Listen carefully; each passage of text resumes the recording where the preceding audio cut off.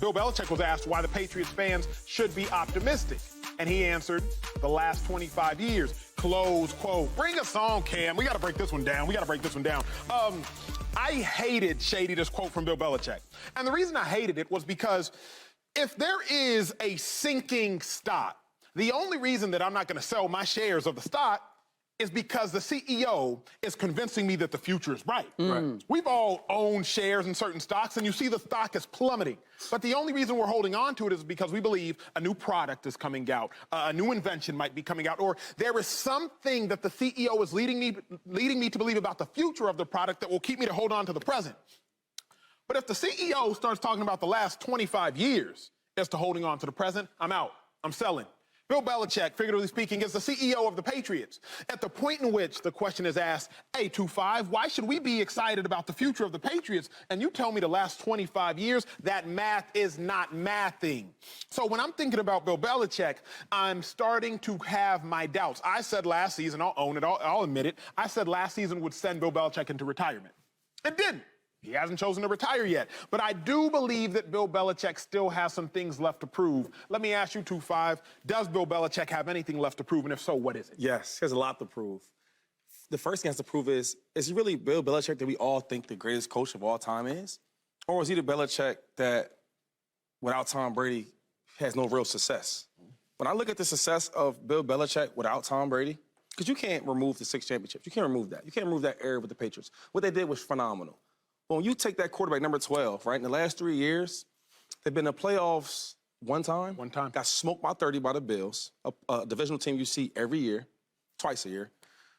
Where Tom Brady has went to the playoffs in every 3 years, and he's went to a Super Bowl and won it. Yeah, he did. Right? He did that. If you look at the numbers between Belichick with Brady and without Brady. Without Brady, he's 55 and 59 as a career without Tom Brady, right? When he was with the Browns, right, for the 3 years or something like that, he was 30 and 34. So it's like, I want to give him credit. I want to say, when Bill Belichick had Tom Brady, it was Bill and Tom. It wasn't. When I look at this guy, it's like, what makes him such a great coach? They talk about developing these players. Well, Tom Brady was there. He developed him. You know, he caused this culture of winning. Where? Because when Tom left, the culture of winning left. I don't see these players developing, getting better. I look at their quarterbacks. They're not getting better. I look at their position players. They're not getting better. You spend all this money on defense, right? That defense ain't super great. They're okay. They're solid. I just don't know where the greatness is. I'll give you an example. Andy Reid. No matter wherever Andy Reid goes, no matter whoever Andy Reid has as a player, if it's a running back, if it's a receiver, a quarterback, he's going to win games. He's going to take a bad team and make them a good team. He does it over and over again. When he got with the Eagles, they weren't a good team. They became a good team over time. He leaves Philadelphia, right? He goes to the Chiefs. They weren't a good team before Andy Reid got there. They instantly become a good team.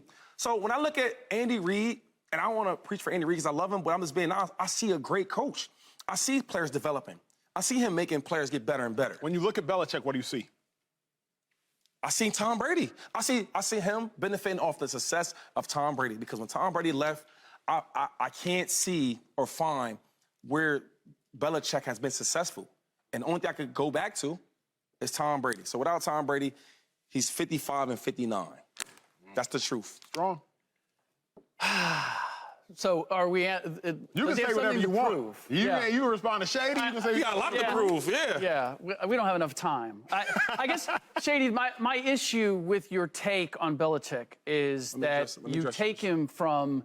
He's not great, so then what is he? He's nothing. He's nothing without Tom Brady. And I think that's just taking it way too far. Does he deserve all the greatness that he's been given as a result of all those Super Bowls? We can debate that. We can go back and forth in terms of where he deserves to be. But the sustained success that they had, that can't just be the quarterback. And when, again, I never played for Belichick, but I've heard a number of players talk about what it's like to play for him and the attention to detail and the game plans that they have. Like, I can't ignore that that's part of it. And I do know that when it comes to coaching, taking a team from being bad to good is not the same as taking a team from good to great. Sometimes there are coaches who can do one or the other. Some can do both. Very rare can they do both. I don't know if Belichick can take a team from bad to good. What he demonstrated is that he can keep a team at a great level for a long time, and I can't ignore the success of that. That's true. Long time. Now, here's my question, is how he did that for the last 25 years, I don't believe works in today's game. I believe that what he has to prove is that he can evolve. Because what troubled me about last season in particular was you're bringing in Joe Judge and Matt Patricia to be your offensive coordinators. Why? Because of the familiarity? And now you're bringing in Bill O'Brien. Why? Because of the familiarity? Like, I want to know that you're going out and getting the best people possible to evolve in today's game, not you're so wed to the way you've done things in the past, even the way you handle players. Right. Like Mac Jones, I don't know if he's going to be the starter or not. Is that the best way? Did we see Mike McDaniel handle Tua that way? Or was he putting his arms around that young quarterback and saying, you're my guy, and I'm going to develop Putting confidence in him. Like, the Patriots are in a different place now than they were with Tom Brady. Sure. Bill Belichick needs to recognize that if they're going to have success. So for me, that's real quick. That's what he has to prove. But he's always been that, because even with different cornerbacks and different positions, different running backs, he played that game. You're gonna start. You're not gonna start. They all talk about it. Even with Tom Brady. See, my thing with Belichick is, like, when I look at, is he a great coach? I look at all his coaching trees. Right. Soon they leave New England, they don't do nothing. If we can sit here and name all the coaches under his tree. They don't have no success. Right. When they leave the Patriots, they don't have no success. And now, since Tom Brady left, he don't have no success. So I'm still trying to find what makes him this great coach. Joy, get in there. I mean, perhaps he just had a great system for the perfect time. My boy, can I be my boy 12? Can he be that? No, I think Tom Brady was the perfect quarterback for Bill Belichick for that era and time with New England. Yeah. Keep in mind, it's not just Tom Brady's talent that provided the winning there. Right. Tom Brady also habitually took less money than he could have taken. That's true. He is the type of personality that elevates other players. He made people that wouldn't have been good in any other system great with their system. I agree. True. So I agree. they in a lot of ways they needed each other. Now Tom Brady needed Belichick far less than Belichick needed him, which is what we're seeing now. But I can't ignore what actually happened. Like, what actually happened is they had 2 decades of essential dominance and won 6 championships together. There's a whole other side of the ball, which played massive roles in multiple championships that they won. I think Tom would also acknowledge that. I know I gotta be, I don't want to be unsexy here, but the offensive line was a massive part of their success. Tom Brady does not like to get touched. We know that about his play. That offensive line was excellent year after year after year. So there were a lot of things that had to fall in place. He also played in the AFC East. That helps. It plays a role. There's factors. Winning a championship is so hard. So many things have to go your way. So many breaks. To be able to win consistently and be favored to win championships year after year after year is excellence. So the question is, what is Bill Belichick? Is he the greatest coach of all time? I think this time, particularly Brady going to Tampa, winning a championship, being in the playoffs every single year that he was in Tampa, that is a little bit of a mark on who was really responsible for what happened in New England. If he's the greatest coach of all time, I think that's up for debate. He is a great coach. Greatest of all time, we know Tom Brady is the greatest of all time. He's gone to the edges of the earth to prove that.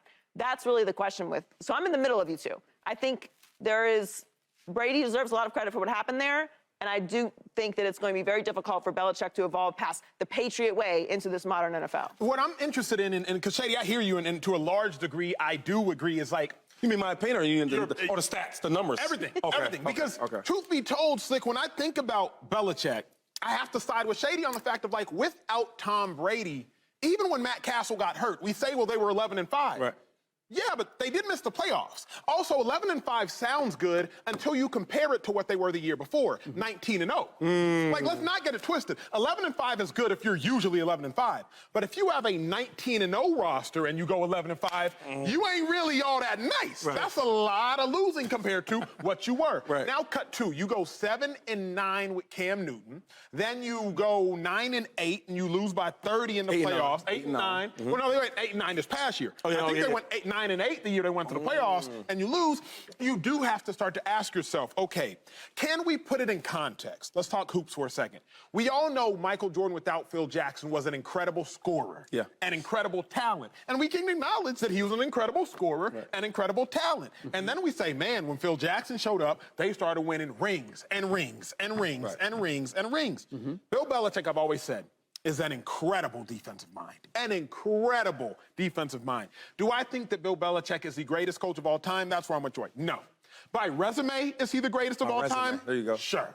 If you just want to look at, if you just want to be lazy and say he got the most chips, I won't argue that. But if you want to go that extra step with 2-5 and say, well, anywhere a guy like Andy Reid goes, they have success. What you think Andy Reid would do with that team right there?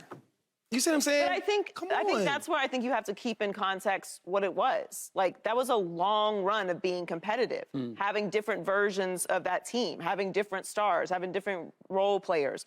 That I think both Tom Brady and Bill Belichick deserve credit for, because Belichick also, it's nice to have the same coach. It's nice to have the same coach. Like, the organization, the ownership was good. The ownership supported everything. How much does it matter? The reason I say think it all matters. It matters because it happened. The same coach matter. Because if I'm Tom Brady, it is nice to have the same coach. He left and linked up with a new coach who had never touched him before, and Bruce Arians, who had a completely different philosophy. But we're not going to argue Tom Brady's talent.